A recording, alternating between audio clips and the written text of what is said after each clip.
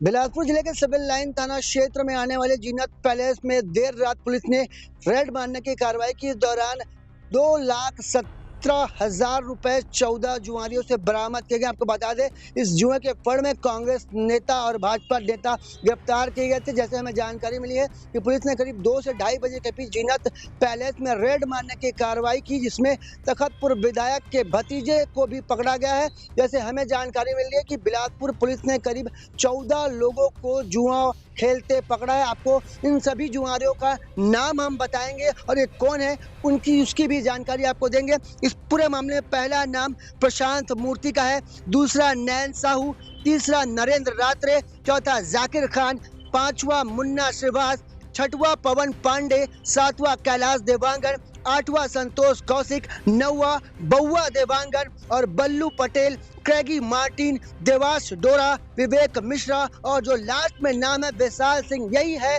तखतपुर विधायक का भतीजा जो जुए के फड़ से पकड़ा गया। आपको बता दें कि बिलासपुर जिले के सिविल लाइन थाना क्षेत्र में आने वाले जीनत पैलेस, जिसे शादी घर से लोग शादी घर के नाम से जानते हैं, यहाँ पे शादी करवाई जाती है। पर यहाँ एक बड़ा खुलासा हुआ है कि जीनत पैलेस के फर्स्ट फ्लोर के पहले कमरे में जुए की महफिल सजी थी, जहाँ पर भाजपा और कांग्रेस के नेता 52 परियों पर दांव लगाते नजर आए। इस पूरे घटनाक्रम का जो वीडियो है वो हमें काफी लेट से मिला।